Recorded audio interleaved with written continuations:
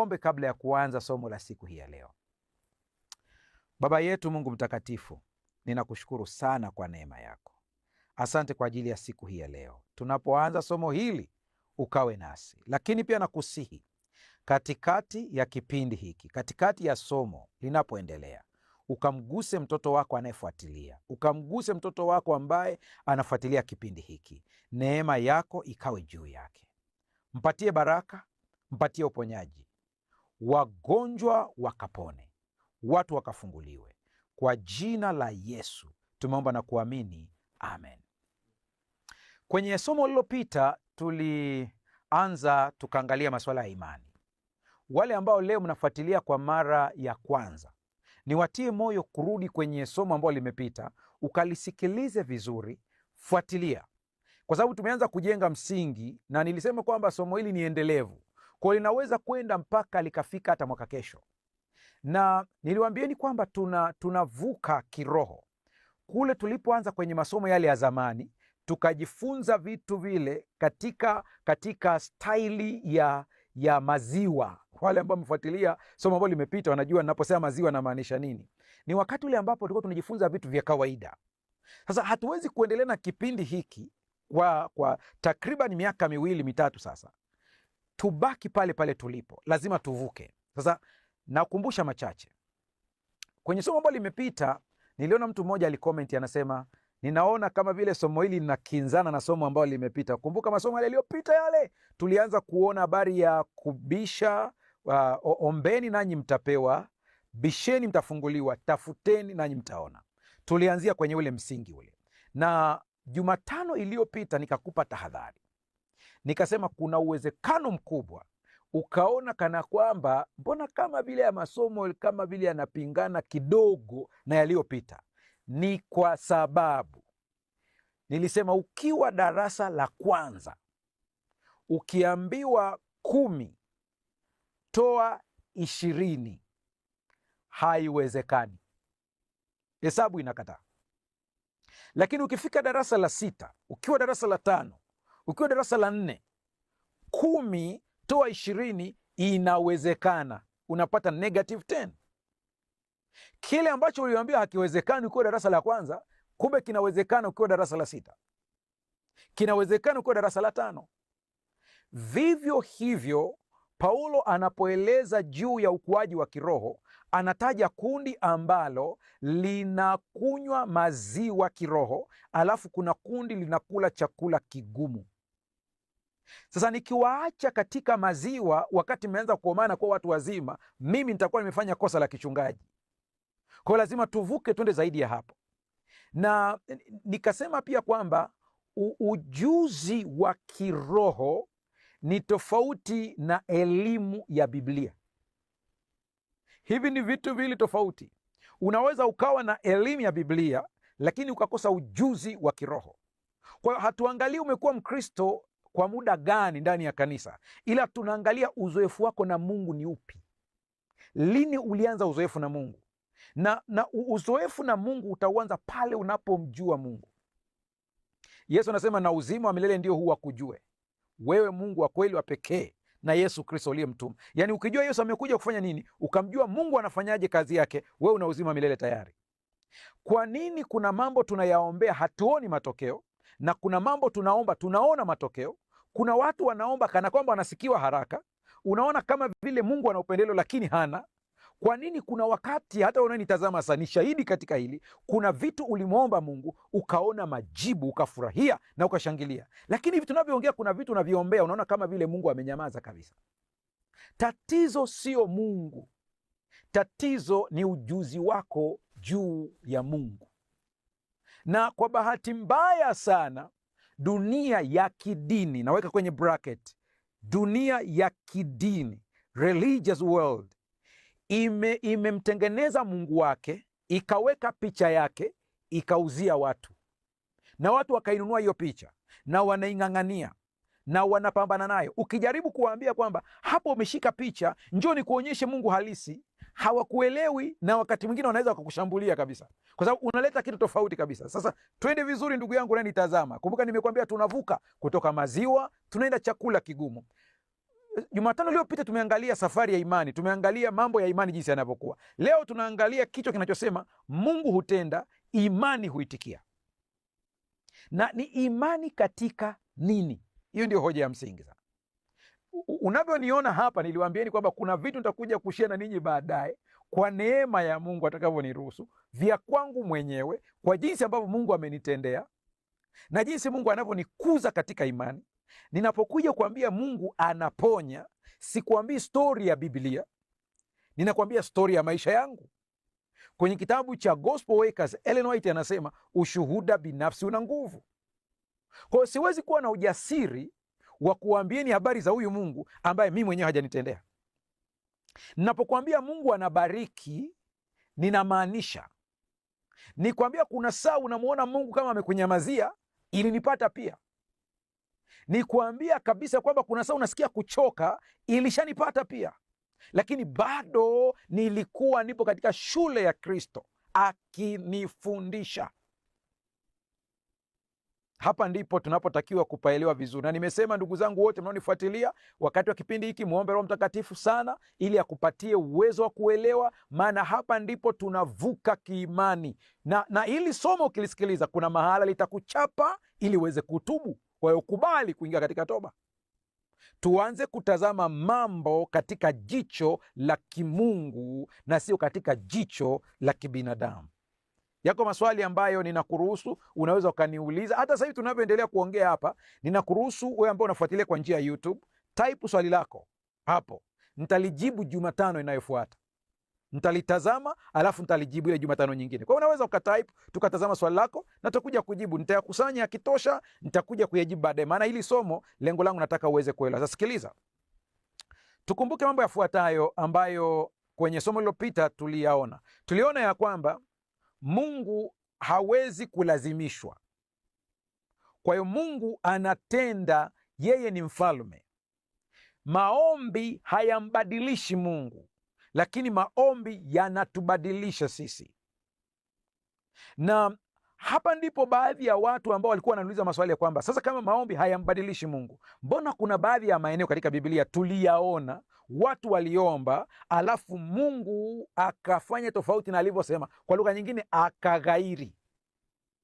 Sasa twende hapo, nataka akili yako itulie ili napokujibu ili uweze kunielewa vizuri. Mungu ameweka utaratibu wake wa utendaji. Unapotembea ndani ya huo utaratibu, utaona matokeo ambayo Mungu amekwisha kuyaweka tayari kwa jina la ahadi, na utayapokea kwa imani ambayo yeye pia ndiye anayekupa hiyo imani. Twende sawasawa. Sasa moja ambao unaweza kusema Mungu alighairi au aliahidi kwamba ataghairi, nenda uone neno kughairi, utagundua kwamba sio neno kughairi kama unavyofikiria wewe. Ukisikia Mungu akaghairi, Mungu akaghairi, Mungu si mwanadamu hata aghairi. Lakini ni kwamba hao watu walitembea katika kusudi na taratibu iliyowekwa na Mungu. Huwezi kunipigia mimi simu kwa namba ambayo sio, alafu ukakomplain kwamba mimi siongei na wewe. Lazima ujue namba sahihi, lazima ujue email address sahihi ambayo utanitumia nikapokea email yako. Sasa kwa mfano, ikiwa watu wangu walioitwa kwa jina langu watajinyenyekeza, wakaacha njia zao mbaya. Unaona hayo maeneo hayo, Mungu anasema kwamba ikiwa watu wangu walioitwa kwa jina langu watajinyenyekeza na kuacha njia zao mbaya, wakinitafuta uso. Ukiendelea kusema anasema nitaiponya nchi yao. Kwa kinachosababisha Mungu aweze kuiponya nchi sio kwa sababu hawa watu wamemwambia aiponye nchi, ila ni kwa sababu kwa matokeo yao, yani kwa matendo yao, vitu walivyovifanya vikaleta laana katika nchi. Mungu kwa upendo wake na neema yake anaweka mlango wa kutokea. Anasema hata kama walikiuka, wakaenda kinyume na mimi, wakafuata miungu mingine, wakapata matokeo ya kufuata miungu mingine, wakinirudia nitarudi. Kwa hiyo hoja si kwamba wamembadilisha Mungu, ila wamefuata taratibu ambayo Mungu ameweka. Bisheni, ombeni, tafuteni. Unaona kanuni jinsi ilivyo hapa.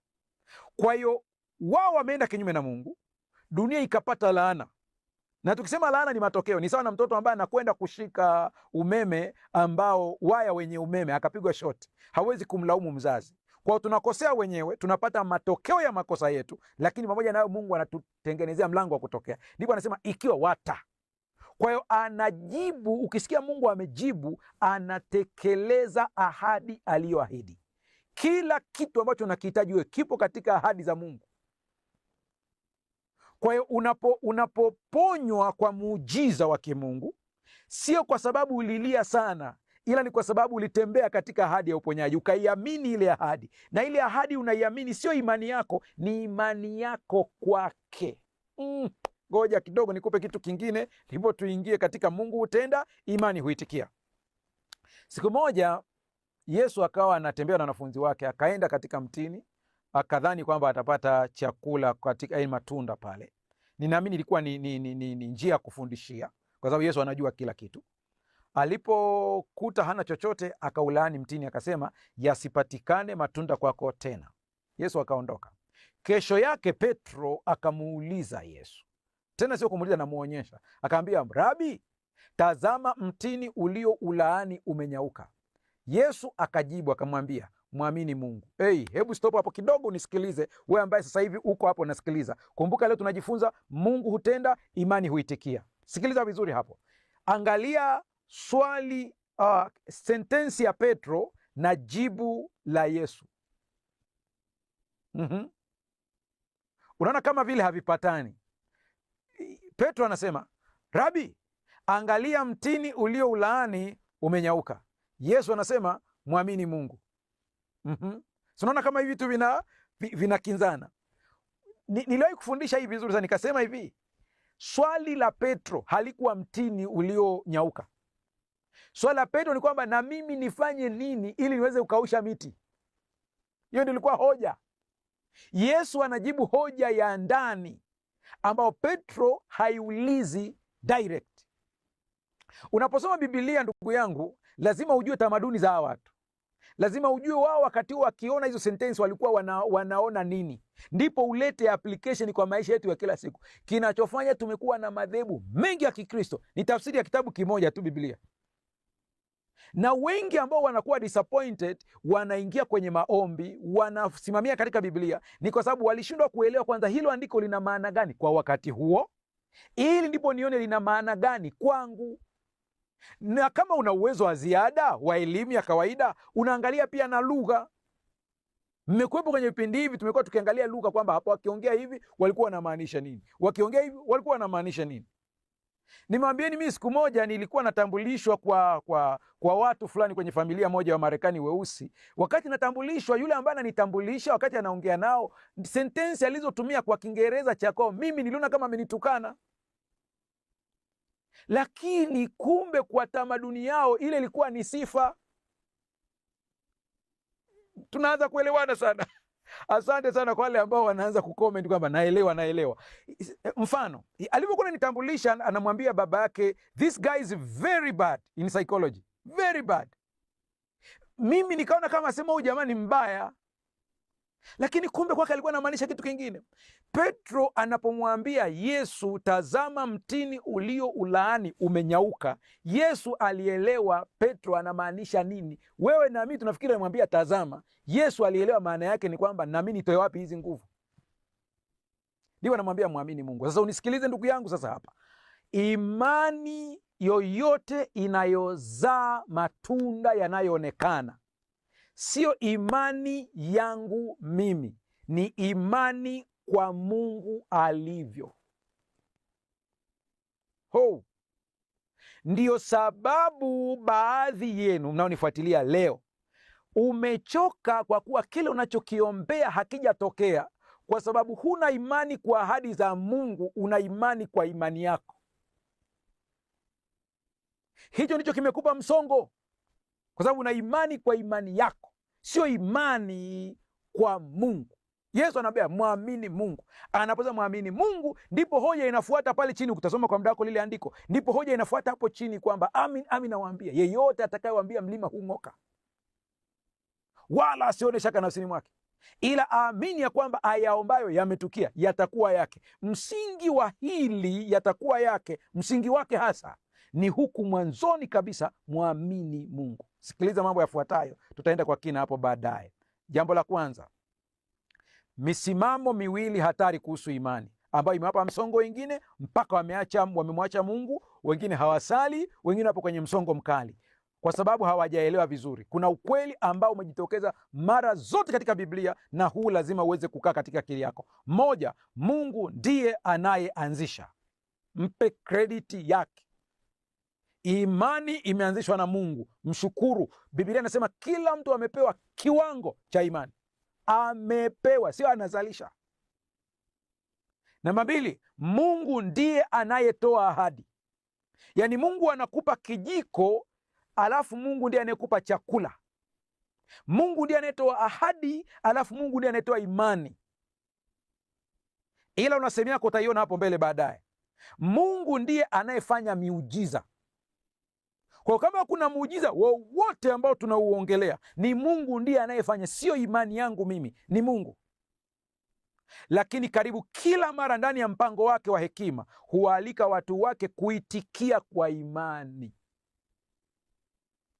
Ndiyo sababu ninyi mnaonitazama ni mashahidi. Kuna watu sijawahi kukutana nao, lakini tunapofanya vipindi hivi, tukifanya maombi hapa, wanafunguliwa pale walipo, wanapokea miujiza yao. Ila kuna watu wanapanga kufunga safari mpaka tukutane. Kwa hiyo ina maana kwamba hawa watu wana changamoto katika hoja ya imani. Tutaona huko mbele jinsi ilivyo. Nyinyi ni mashahidi mnaonitazama hapa, na wengine hii imeshawapata. Kuna masomo nimefundisha miaka mingi iliyopita. Kuna masomo nilifundisha Makambi Shinyanga miaka mingi iliyopita. Lakini ukienda kwenye ile video, ukisoma comments, unakuta watu wanashuhudia mpaka wanakuambia nimepona leo. Ukiangalia leo ni 2026, lakini hayo makambi ni 2010 nao huko. Kwa utagundua kwamba Mungu ameweka ahadi zake kwamba atawaponya watu wake, lakini wewe unatakiwa uwe na imani kwa Mungu. Mungu atusaidie sana hapa. Na nimesema kwamba, nirudie sentensi moja kwa wale ambao mnaangalia, lakini karibu kila mara ndani ya mpango wake wa hekima hualika watu wake kuitikia kwa imani. Kwa hiyo Mungu katika ahadi yake ni kama vile ahadi ya Mungu imefungwa hapa. Na Mungu anakuambia, unaona hapo kwenye hicho kifurushi hapo ndipo kuna baraka zako. Unamwambia sawa Baba. Anakuambia ili uweze kuzipokea inabidi uweze kuchoma kijiti pale zimwagike. Kwa Mungu anakupa kile kijiti yeye. Anapokupa kile kijiti unachoma. Ukichoma pale mfuko ukipasuka, baraka zinamwagika. Lakini kuna sana anakupa kijiti. Anapokupa kijiti Mungu anakuambia choma pale, lakini we mwenyewe hujui namna kuchoma. Analeta mwalimu wa kukufundisha. Ndio mimi ninayefanya hii kazi hapa. Kwa hata mimi nimeletwa na Mungu ili nikufundishe. Usiteseke duniani, ujue baba yako amekuandalia kila kitu, kuanzia uponyaji, kuanzia baraka. Lakini kosa tunalofanya, tunatafuta baraka kuliko mtoa baraka. Nuhu alijenga safina, aliitikia imani. Alipoambiwa jenga, akaitikia. Musa alinyosha fimbo yake, alipoambiwa nyosha fimbo, bahari ikagawanyika. Yoshua alizunguka Yeriko mara 7, Yeriko ikaanguka. Naamani alijitosa katika Yordani mara 7, ukoma ukaisha. Wakati Yesu ameenda kumfufua Lazaro na nguvu zake zote za ufufuo, aliwaambia watu ondoeni jiwe. Watu wakaliondoa jiwe. Wakati Yesu amemfufua Lazaro, Yesu akawaambia mfungueni sanda. Angalia, kuna kitu ambacho Mungu anafanya na kuna kitu mwanadamu anafanya. Sikiliza, hata kama utapitiwa, usisikilize maeneo aliyofuata. Hili ondoka nalo.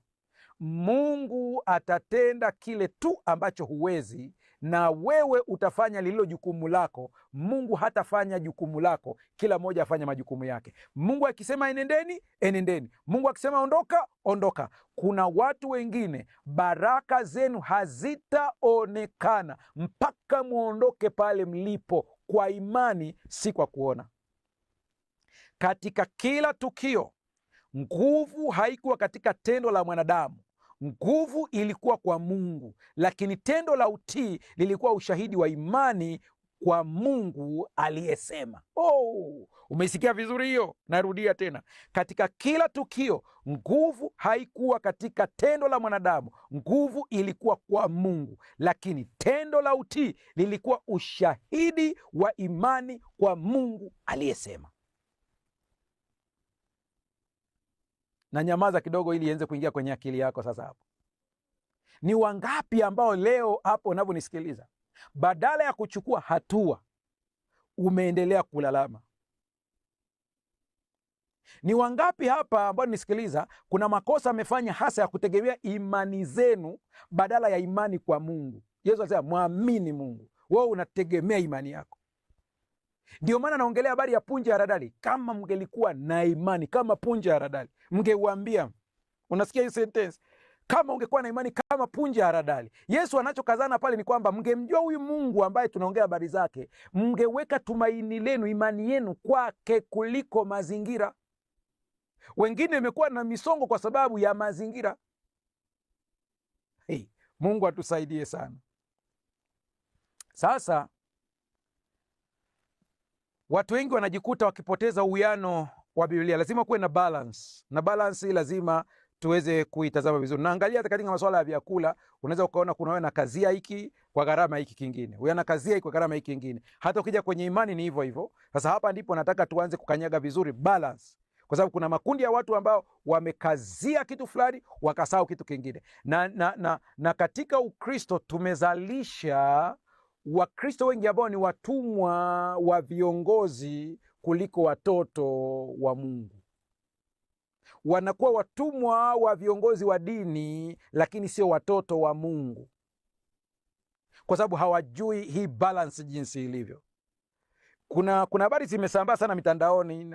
Nakumbuka kuna ombi ambalo aliomba mchungaji na likasambaa sana. Watu mwingine akaniuliza, bwana, hii kitu ni kweli ambayo inasema Waafrika wameishia kuomba? Bara la Afrika ni kweli. Bara la Afrika linaongoza kwa matendo ya ibada, kwa kuomba.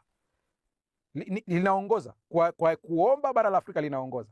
Ila kwa upande wa nyumba za ibada nyingi, wanaoongoza zaidi kwa nyumba za ibada ni nadhani ni Asia. Hao ndio wanaoongoza zaidi. Lakini kwa kuomba Afrika inaongoza, lakini pia inaongoza kwa umaskini. Sasa wengi wamejiuliza hili swali, hivi tatizo liko wapi hasa? Tatizo liko kukosa balance.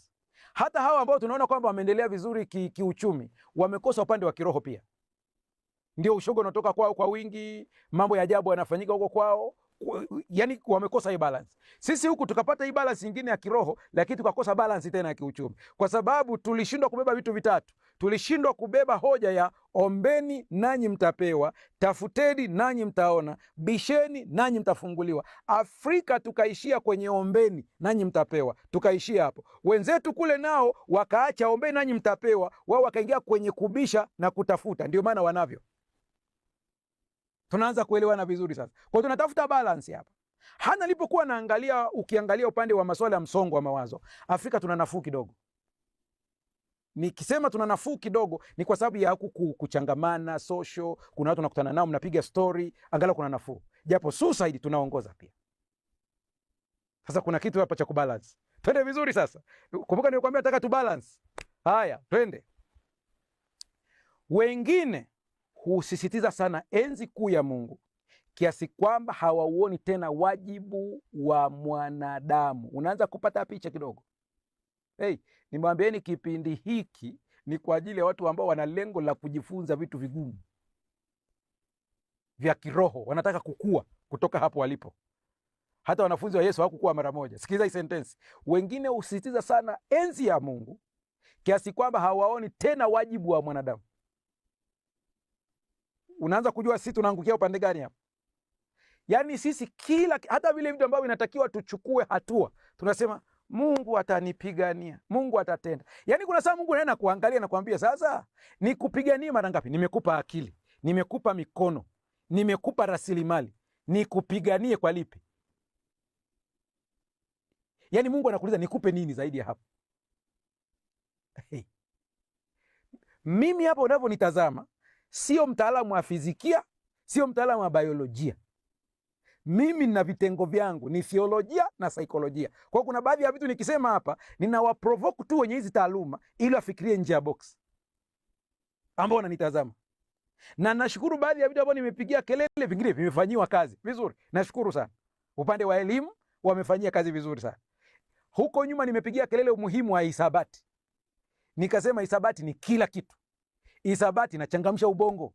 Msiweke maswali ya kuchagua kwenye hisabati, sio kazi yake. Msikimbilie kuangalia majibu, mwanafunzi amejibu nini. Angalia njia aliyotumia mpaka apata jibu. Tuzalishe kizazi ambacho kinafikiri. Usikimbilie tu kumwekea mkasi kwa sababu alijibu vibaya. Wakati unaona kuna njia alijitahidi akapata angalau kwa 60%, mpongeze kwa njia aliyoitumia. Afrika inazalisha wanafunzi au watu waliokariri, lakini sio watu wanaofikiri. Unaona kukosa balance. Unamkuta mwanafunzi amekazana, what is biology? Biology is the study of living things. Yani hiyo ndio ukimuuliza, haya living things ni nini? Hajui, amekariri. Kwa nini Wachina wanatuzidi na hawana Mungu? Wachina wanazidi kwa sababu wanajifunza kwa lugha yao. Kwa hiyo anaelewa, hakariri. Sasa kwa nini nimesema yote haya? Nimesema hivi, wengine husisitiza sana enzi kuu ya Mungu kiasi kwamba hawaoni tena wajibu wa mwanadamu. Ngoja niwaambieni, sipendi vita na sifurahii vita hata siku moja. Lakini vita iliyotokea juzi, Marekani wanapambana na Iran pamoja na Israel, dunia yote ikaingia kwenye shida kubwa sana ya mafuta, inatosha kutufungua akili. Mchungaji, tunafungukiwa akili wapi? Narudia tena, mimi ni mchungaji. Kwa hiyo mimi naongea tu na wale wengine huko ili akili zifunguke. Kuna vitu nitafikiria. Kuna vijana wetu wametengeneza ndege za kutengeneza tu za ajabu ajabu. Wengine walipotengeneza walikamatwa. Unaambia kwa sababu hana license ya taasisi ya masuala ya anga. Unakamata huyo kijana mwenye akili kiasi hicho. Hiyo ni akili kweli? Hiyo ni akili? Kuna vijana wametengeneza magari. Amehangaika huko, ameundaunda mainjini yake, akatengeneza magari lake, alafu baadaye unasikia gari lake halina viwango. Kwa nini unakimbilia kwenye kukriticize kwamba halina viwango? Kwa nini usimchukue huyu kijana ukajua kwamba hapa tuna kichwa inabidi kiendelezwe? Wala ambao mnamfuatilia Mheshimiwa Mtaka wa kule Tanzania, kule Njombe, amemtembelea kijana mmoja ambaye amevumbua mashine yake kwa kutumia uchafu na mashine inafanya kazi. Kwa hiyo mchungaji, unamaanisha ni? Namaanisha hivi, tuna upepo wa kutosha, tuna jua la kutosha, tuna gesi asilia. Hivyo tumeshindwa. Nacheka, utafikiri ni mazuri. Mmoja nilikuwa naongea naye, akaniambia, pasta, ni mifumo yetu. Hiyo mifumo iliwekwa na nani? Hatuwezi kuifumua hiyo mifumo, tuifumue. Alafu kibanwa sana sema, kwa kweli tuendelee kuomba.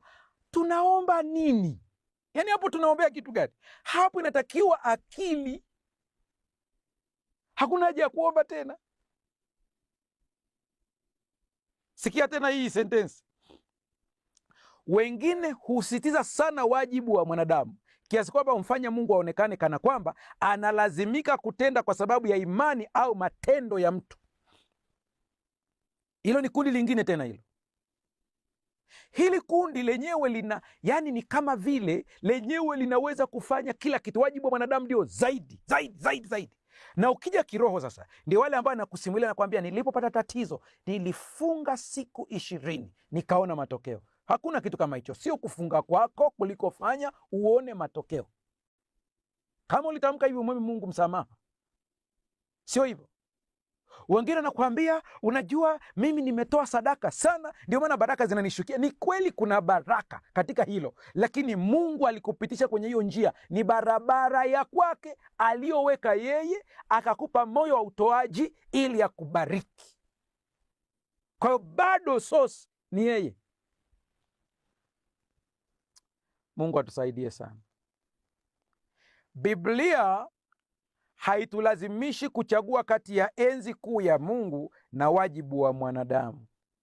Inatufundisha kuyashikilia yote mawili kwa wakati mmoja. Mtoto wa Mungu mwenye akili timamu ya kiroho atajua wajibu wa Mungu, atajua na wajibu wake. Hivi vitu viwili ukiviweka pamoja, utajua nini cha kufanya. Nataka nikupe mifano ya kibiblia. Moja, kuna mwanamke mmoja alikuwa ameolewa na nabii. Yule mama alifiwa na mme wake. Mme wake alipokufa, Elisha akawa ametembelea ule mji akiwa kwenye huduma za kiroho. Yule mwanamke akamkimbilia Elisha, akamwambia, unamkumbuka mtumishi wako mume wangu alikuwa nabii? Sema ndio. Anasema huyu bwana alikufa, na wakati wa unabii wake akiwa anafanya huduma ya kimungu alikopa, na alipokopa alikopa hakulipa madeni mpaka akafa. Watu ambao wanadai wamekuja na wameniambia nisipolipa madeni ya marehemu mume wangu mpaka watoto wangu wanauzwa. Pause kidogo hapa. Haongei mke wa mwingine, anaongea mke wa nabii. Yaani mume wake alikuwa nabii lakini alikuwa na madeni. Ndipo utaelewa kwamba kuwa karibu na Mungu haigarantii kwamba kila kitu utapata kama hujui wajibu wako. Mchungaji, unamaanisha nini? Namaanisha hivi, kuna watu watakaa kwenye miguu ya Mungu, watafanya kazi ya Mungu, watakuwa manabii, naongelea katika karama za Roho, kila moja na karama yake, wataimba kwaya, watafanya kazi kwenye taasisi za kidini, watakuwa hapo kabisa, lakini hawatapokea zile baraka kwa sababu hawakujua hii kanuni ya kiroho. Elisha hakumwambia mlete anayedai nimlipe. Elisha akamwambia yule mama, una nini ndani? Mama alifikiri anaulizwa kwamba una nini tukauze ili tulipe madeni. Sikia majibu yake. Anasema hakuna kitu isipokuwa tu chupa ya mafuta. Anaambiwa nenda ukaazime vitu kwa majirani ukalete. Yule mama akaenda akaazima. Ukisoma ile story, picha yake inaonyesha kana kwamba aliacha. Yaani alileta, sio kwamba walikosa majirani wengine wa kuongeza, ila kuna stage alifika akaona ngoja niachia, maana hata sijui naelekezwa wapi. Nisikilize. Unapomwamini Mungu, kuna saa anakuelekeza katika vitu ambavyo havi make sense kibinadamu, lakini unatii, sio kwa sababu unajua, ila kwa sababu unamjua aliyekuagiza. Ile mama akaleta Elisha, akamwambia, akaleta ile chupa, akamwambia mimina kwenye hivi vyombo, mimina mafuta, hayatakoma mpaka vyote viishi. Akamimina, vidumu vyote vikajaa na ndoo zote zikajaa. Anaambiwa nenda ukauze. Nataka uone wajibu wa Mungu na wajibu wa mtu. Mungu hakuleta pesa, ila alifanya muujiza wa mafuta. Mungu hakuleta vyombo, ila alimwambia nenda ukalete vyombo. Mungu alifanya mafuta yasikate, akaambiwa. Mungu hakuuza mafuta, ila yule mama aliuza mafuta. Amka usingizini, nenda ukafanye biashara. Umeajiriwa? Ndio. Nisikilize vizuri kabisa. Acha ujinga wa kutegemea mshahara, hutatoboa kimaisha. Mungu amekupa kile kufanya vitu vingine vya ziada. Hushindi kufuga kuku wewe. Ule muda ambao unatoka kazini wewe hushindi kuwa na kibanda chako cha kuku na ukauza mayai. Mungu anabariki kazi za mikono. Mungu habariki mikono. Sio kila mkono uliobarikiwa. Unasemaje mchungaji? Nasema hivi, Mungu habariki mikono, anabariki kazi za mikono. Nenda ukafanye kazi. Hasa mtu mwingine anasema, lakini mchungaji, Yesu anakuja haraka sana, sasa itakuwaje? Ni kweli, si nimewafundisha katika somo lililopita, Yesu anakuja haraka sana. Ni kweli kabisa, anakuja haraka sana, lakini ujio wa Yesu wa haraka sana haujatuzuia kufanya kazi. Watu ambao wanaacha kufanya kazi kwa bidii kwa kisingizio kwamba Yesu anakuja haraka sana ni wavivu. Biblia imeweka wazi kabisa, anasema wakati atakapokuja, mmoja atwaliwa, mmoja aachwa. Watu wawili watakuwa kondeni, yaani shambani wakilima, mmoja atwaliwa, mmoja aachwa. Wengine watakuwa wakitwanga, wakitengeneza unga, anasema mmoja atwaliwa, mmoja aachwa. Ndiyo kanuni ilivyo. Lakini mchungaji, si tunajua Pambano Kuu inasema ya kwamba kuna watu wa Mungu ambao watateswa na watakuwa huko maporini na nini. Sasa watafanyaje kazi? Na mimi nataka nikwambie, ufiadini na mateso ni karama ya Roho, kama ilivyo kuhubiri na kuimba. Sio wote watakao kuwa hivyo, ila wenye hiyo karama watakuwa hivyo. Kama sio karama yako, kuna watu watabakishwa katika miji ili kutangaza hukumu inayokuja, ili Mungu awe mwenye haki. Mungu atusaidie sana.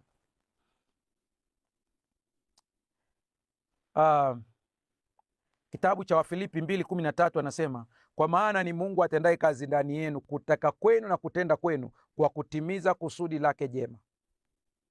Rafiki yangu unayenifuatilia, unakumbuka katika vitu ambavyo nimekuwa nikivipigia kelele sana ni moyo wa kiburi. Tunapofanikiwa kuna ile kawaida tunataka kujionyesha sisi ndio, lakini ukweli ni kwamba Biblia inasema ni Mungu atendaye kazi ndani yako.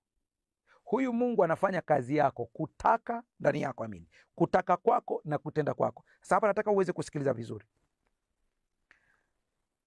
Kama ni Mungu anayetenda kazi, hata wazo ulilonalo la kwenda kufanya PhD, kufanya bachelor, kusoma diploma, ni yeye anaweka ndani hiyo idea. Kuna kitu ambacho Mungu anajua kwamba anakwenda kukitimiza kupitia degree yako. Kwa hiyo yeye anaona kule mbele, anaweka hiyo idea ndani.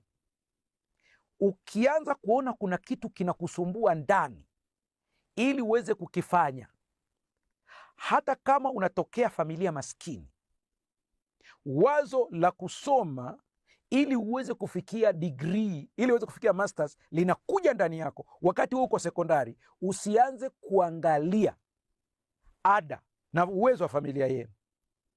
Angalia anayekuita ndani.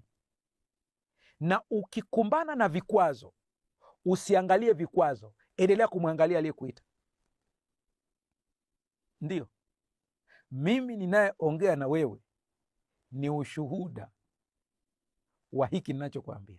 Najua Mungu aliponitoa, na baadhi ya watu ambao wanajua au wakinitazama wanaelewa zaidi kuliko nyinyi ambao mnaniona leo. Wao wanaojua huko nilikotoka wanaelewa hiki ninachokifanya. Nikiwa Kenya, watu ambao wanaweza wakajua zaidi ninachokisema ni watu ambao wanaishi Loitoktok, maana wao waliniona wakati huo, wanajua hiki ninachokisema. Mungu akiweka kitu ndani yako, kuna watu ambao Mungu amewaita kuwa wafanyabiashara wakubwa, lakini waoga kwenda China. Na umelala kila siku, hicho kitu kinakuja, kinarudia. Na unaona picha kabisa wewe unaweza kwenda China, lakini unaanza kuangalia mtaji. Kosa kubwa sana. Muangalie Mungu. Mungu anaahidi, wewe kazi yako ni kuitikia tu. Kitabu cha Filipi sura ya 2 fungu la 13 ambao tunaisoma sana, anaposema kwa maana ni Mungu atendaye kazi ndani yenu. Ukienda fungu la 12 anasema utimizeni wokovu wenu wenyewe kwa kuogopa na kutetemeka. Kumbe unatakiwa kutimiza. Una cha kufanya, nenda ukafanya. Mungu haondoi wajibu wa mwanadamu, wala wajibu wa mwanadamu hauondoi enzi kuu ya Mungu. Fikiria vizuri ya maneno. Mungu haondoi wajibu wa mwanadamu. Wewe una wajibu wako, wala wajibu wa wanadamu hauondoi enzi ya Mungu au uwezo wa Mungu. Hii ndio mizani ya Biblia yenye usawa sasa hapa. Na kila mara mizani hiyo inapopotea, mafundisho potofu huanza kuingia polepole ndani ya kanisa. Kama ni kufunga, mtu hafungi kwa usahihi, anafunga kujitesa, akidhani Mungu anamsikia akiteseka. Akiona majibu ya maombi yamechelewa, anaanza kujihukumu yeye mwenyewe badala ya kuanza kunyenyekea na kusikiliza sauti ya Mungu, akijua hata Yesu pia alipitia barabara hiyo hiyo. Sasa katika makosa ambayo sitaki kufunga kipindi cha leo bila wewe kuyafahamu, ndipo tuingie kwenye maombi, alafu Jumatano ijayo tutaenda tena kwa kina. Kuna makosa mawili ambayo watu wengi wanayafanya, usije ukasahau, maana hapo kwanza nimeagusia, lakini nahitaji uweze kuyaelewa kwa wepesi zaidi. Kosa la kwanza, imani isiyozaa utii. Kuna watu wana imani lakini sio watiifu. Na ukitazama hili kosa la kwanza linaonekana kama la kiroho sana hivi. Kwa nje linaonekana kama kumtukuza Mungu, lakini kwa ndani mara nyingi linakuwa ni kisingizio cha kutokutii. Watu kama hawa wana tabia ya kusema, kama Mungu ametaka jambo litokee, litatokea hata nisipofanya chochote. Na mngoja Mungu, nikiingilia kati nitakuwa nafanya kwa nguvu zangu. Hivyo ndio visingizio vyenyewe hivyo. Lakini ukweli ni kwamba lazima utambue wajibu wako ni upi. Ndio, ngoja niseme hili kidogo. Na idadi kubwa sana watu ambao wanatafuta huduma yangu. Siwezi kuwahudumia wote. Siwezi. Kwa hiyo Mungu amenipa karama. Mimi ndiye natakiwa sana. Nisipoangalia mimi mwenyewe, naweza nikajidhuru mimi mwenyewe. Kwa unachofanya ni nini? Sasa hivi napotengeneza kipindi hapa kupitia Hope Channel, kinawafikia watu wengi kuliko yule ambaye ningemwona mmoja mmoja. Nimejikita zaidi kwenye uandishi wa vitabu. Ninapoandika kitabu kimoja kinamfikia mtu ambaye mimi siwezi kumfikia. Hebu nikupe mfano. Nakupa mfano hapa wa haraka tu. Naamini ndugu yangu mwenye kamera anaweza akazoom kidogo muweze kuona hiki ninachomaanisha hapa. Hebu angalia kwa mfano, sijui kama unaweza ukaiona hiyo simu vizuri. Kama huwezi kuiona, naweza nikaionyesha kwa njia nyingine. Ukiangalia hapa utakuta ya kwamba hapa nina message zaidi ya 20,000. Hizo message nitakuja kuzijibu saa ngapi? Hapa ukiangalia pembeni nina missed call 1267. Nitakuja kujibu saa ngapi? Nafikiri utakuwa umeona vizuri hapa. Sasa nataka tuone hii picha, nimekupa tu mfano wa hii sasa. Sasa hapo unaweza kukimbilia kumlaumu Mungu. Mungu asamii hawa watu wote, nitawawezaje? Mungu sasa hawa watu wote nitawezaje? Na hapo pia kuna lawama zingine nakutana nazo. Kuna wese jingine unazipokea, mtu anakuambia kabisa, sasa usipotumia hiyo karama, Mungu atakula, mwingine kusema atakulaani, asema atakunyang'anya. Yaani hajui kwamba kuna watu wengi kama yeye, zaidi yake yeye, ambao anatakiwa hudumiwe. Sasa unasema, mchungaji, kwa hiyo unataka kufanyaje? Nina wajibu wangu mimi. Na mimi nitakwambia wajibu wangu ambao naufanya sasa. Na Mungu ana wajibu wake. Hii simu unavyoiona hivi, kuna saa inaishika peke yangu. Nina click hizo message 20,000 ambazo umeziona hapa. Ninazinyanyua mbele za Mungu kwa njia ya imani, kama Musa alivyonyanyua fimbo. Namwambia Mungu, unaona hizi message zote siwezi kuzisoma, maana mimi ni mtu. Hawa watu hawanitafuti mimi, wanakutafuta wewe. Mimi ni chombo tu cha mikono yako, watendee miujiza. Na nikwambie, ninapokea shuhuda za ajabu. Kuna message naisoma, unakuta iliandikwa 2023. Mtu anakuambia, nilipokutumia message ile, Mungu alinitendea hivi, wakati hiyo message hata sikuiona. Mimi nafanya wajibu wangu. Mungu anafanya kile ambacho mimi siwezi. Kwa sababu sasa unasema hapo, mchungaji, unasimamia ahadi ipi? Ahadi ya Mungu ipo. Mungu ameniambia utaweka mikono juu ya wagonjwa, watapata afya. Ndio hivyo. Na mimi siwezi kuwawekea mikono wote. Kwa ninapoomba hapa kwa njia ya television, ninapoomba nikiombea zile message, matokeo yanaonekana. Sasa nimesema kosa la kwanza ambalo watu wengi wanalifanya ni kumsubiria Mungu aingilie kati kila kitu bila kufanya wajibu wao. Nimekuta kuna watu wengine hata wana criticize ule mtindo wa kanisani. Unakuta saa nyingine tunaweza kuitana pale mbele, jamani njoni tuombe pamoja. Mwingine anasema kwani mtu akiwa tu nyumbani kwake. Sikatai imani yako, lakini kitendo cha kunyanyuka na kutembea kuja pale mbele ni tendo la imani. Umefanya wajibu wako, Mungu anafanya wajibu wake. Tunaposema tuandike prayer request, maombi, box la maombi, tunaliandika pale, tunaandika. Haina maana kwamba Mungu anasoma zile karatasi. Ile ni ishara ya utii. Ni tendo la imani. Matendo ya imani kuna saa yanaonekana ni ya kijinga. lakini mbele za Mungu yana nguvu ya ajabu sana, unaonyesha tendo la imani. Nimekazia watu, kuna watu siku hizi wameacha kwenda kanisani, wanabaki tu kuangalia ibada wakiwa kwenye YouTube. Ni vizuri, YouTube ilitengenezwa kwa ajili hiyo pia, kwa lengo la kiroho, japo shetani ana mpango wake mwingine, na kuna faida kubwa sana watu kupata masomo kwa njia ya YouTube hata siku ya Sabato. Sikatai kabisa, lakini sikiliza nikwambie, kuna faida kubwa kuhudhuria katika ibada. Tendo la imani. Fanya wajibu wako. Mwingine anakuambia, hebu fikiria kwa mfano Nuhu alipoambiwa jenga safina. Kama Nuhu angesema, kama Mungu kweli anataka kuniokoa, atanisitiri hata bila kujenga safina. Nuhu angesema hivyo, ingekuwaje? Hebu fikiria Musa angesema, kama Mungu ameamua kuwaokoa Waisraeli, hakuna haja ya kwenda kwa Farao, maana aliambiwa nenda kwa Farao kajionyeshe.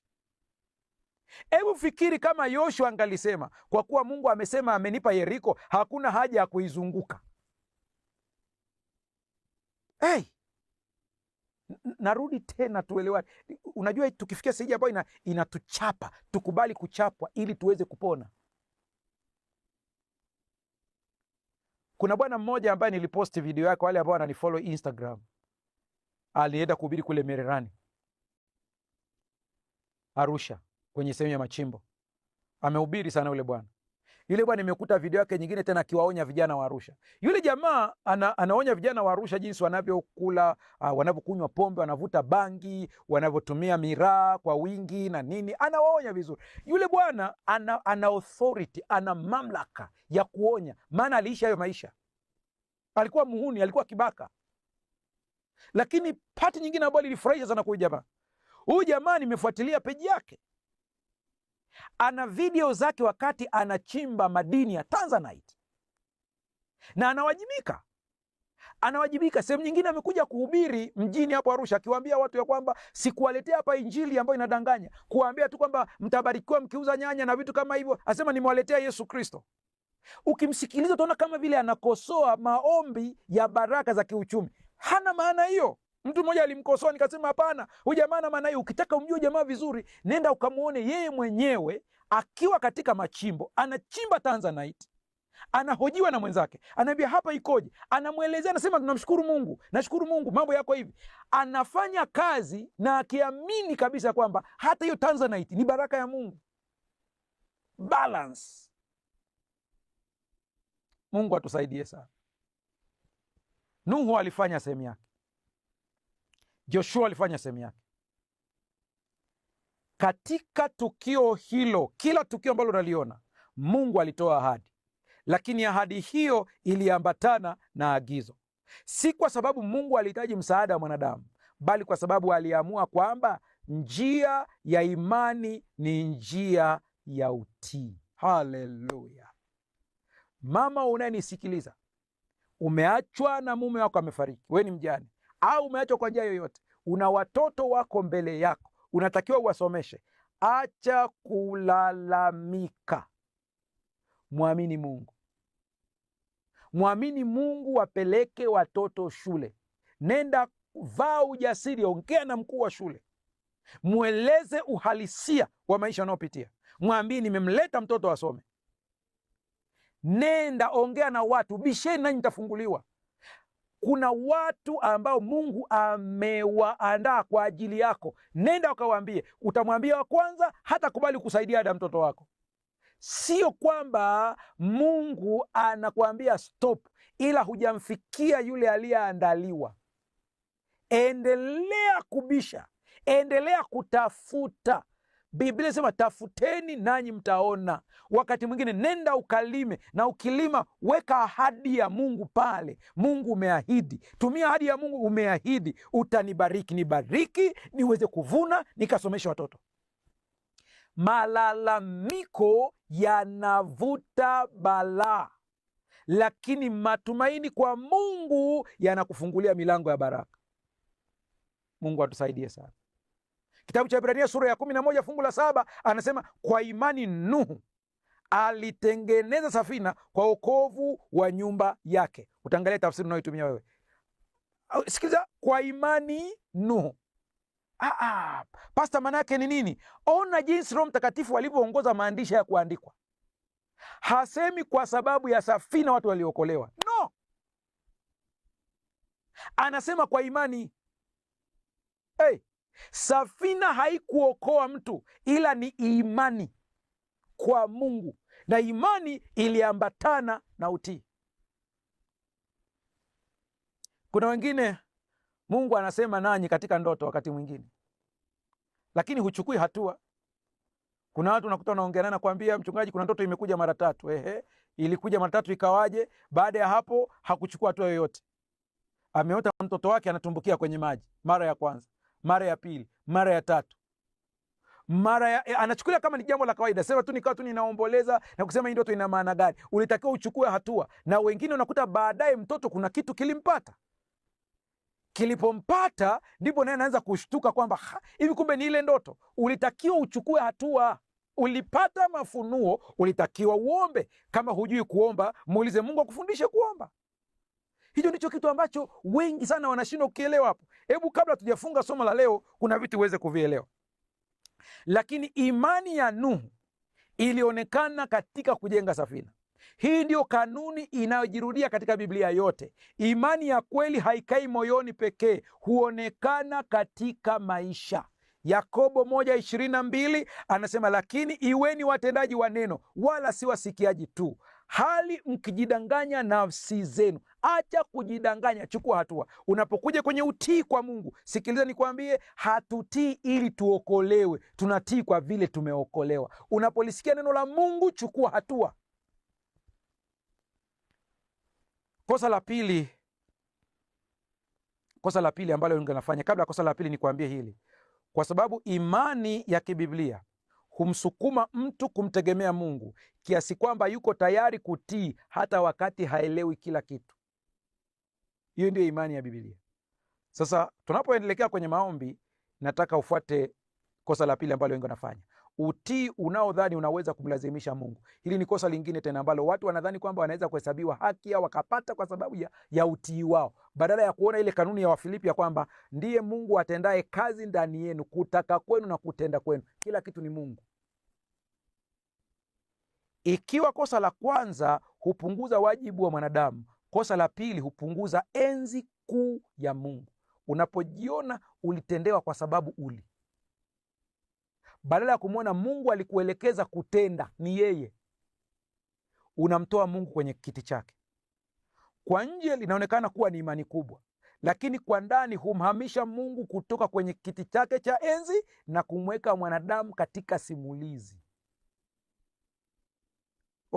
Mungu atusaidie sana. Badala kumwona Mungu kama mfalme anayetenda mambo, tunajiweka sisi kama sisi tuliyomlazimisha au tuliyemtendesha. Katika nyakati zetu si vigumu kusikia kauli zinazosisitiza kwamba mtu akiwa na imani ya kutosha, akitamka maneno sahihi au akifuata hatua fulani za kiroho, basi Mungu hana budi kufanya kile anachokiomba. Hapana. Niliwaambieni hivi, hata elimu ya kutamka ukipewa, ni yeye anayekupa. Na ili ujue kwamba hivi tu ni yeye anayefanya, unaweza mtu akafanya kitu ambacho wewe ulikifanya ukaona matokeo, mwingine akakifanya asione matokeo, kwa sababu nguvu haimo katika lile tendo, nguvu haipo katika yale maneno, nguvu ipo kwa Mungu. Na wengi wanaiga hapa sana. Unakumbuka nimwambieni kwamba inatakiwa uwe na uhusiano wa Mungu wewe mwenyewe. Sasa sikiliza, nataka nimalizie hapa. Kitabu cha Warumi sura 11 fungu la 35, Paulo anasema, ni nani aliyempa yeye kitu kwanza, naye atalipwa tena? Yaani wewe na Mungu hamdaiani hata kidogo. Rafiki yangu, Yakobo 1:17 anasema, kila kutoa kuliko kwema na kila kitolewacho kilicho kamili hutoka juu, hushuka kwa Baba wa mianga. Neema hushuka kutoka mbinguni, haipandi kutoka duniani. Ukweli huu unatukumbusha kwamba imani ya kibiblia si chombo cha kumdhibiti Mungu. Imani ni mkono unaopokea kile ambacho Mungu kwa neema yake ameamua kutoa. Tunapodhani kwamba kiwango cha imani yetu ndicho kinachomlazimisha Mungu kutenda, tumebadilisha imani kuwa mbinu na neema kuwa deni. Lakini Mungu habariki kwa sababu analazimishwa, hubariki kwa sababu ni mwema, mwenye rehema na mwaminifu kwa ahadi zake. Tunaingia kuomba sasa. Ni kitu gani ambacho leo katika masomo yote ambayo tumejifunza unadhani ya kwamba hiki natakiwa nikifanyie kazi katika maisha? Anza kwanza na kumwomba Mungu akufungue macho ya rohoni. Mimi sijui unapitia kitu gani leo. Nakuambia jambo moja, muamini Mungu. Kumbuka stori ya Petro anapoongea habari ya mtini, anaambia muamini Mungu. Je, ni ada ya watoto wako? Muamini Mungu. Je, ni ugonjwa kwenye mwili wako? Muamini Mungu. Je, kuna kitu umekiombea mpaka umekata tamaa kabisa? Leo nakwambia muamini Mungu. Muamini Mungu na sikiliza sauti ya Mungu ndani ikikuelekeza kutenda. Ninasubiri kuona shuhuda za matendo makuu ya Mungu baada ya somo hili, kwa kanuni hizi mbili: kumwamini Mungu. Hata unapoona imani yako unavyodhani kwamba imekuwa ndogo, usitegemee imani yako. Awamu hii na kuotoa hapo, nenda awamu nyingine, muamini Mungu. Hata yule baba ambaye alikuwa na mtoto ambaye anaumwa, Yesu alipomwambia je, waamini, akagundua haamini, akasema nisaidie kuto kuamini kwangu. Sasa hivi toka katika kujitazama, mtazame Mwokozi. Tunaanza kuomba sasa. Baba, katika jina la Yesu ninakushukuru kwa ajili ya mtazamaji. Ninakushukuru kwa ajili ya neema na upendo wako. Leo tumejifunza kwamba yote unatenda kwa sababu unatupenda, kwa sababu unatujali, kwa sababu unatuhurumia. Ninakusihi mtoto wako leo mawazo yake akayahamishe katika yeye, akakutazame wewe. Imani yake ikaangalia ahadi zako na uaminifu wako, maana ulisema nitakushika kwa mkono wa kuume wa haki yangu. Sio haki yetu, ni haki yako Mungu. Na hii haki yako na neema yako ikaponye magonjwa. Hii haki yako na neema yako ikafukuze pepo wachafu. Hii haki yako na neema yako ikalete amani. Kwa jina la Yesu Kristo, kila aina ya vifungo vikatike na visionekane tena. Unayesikiliza, unayetazama, na kutangazia neema, ukijiachia katika mikono ya Mungu asiyeshindwa. Kwa jina la Yesu Kristo tumeomba na kuamini, amen.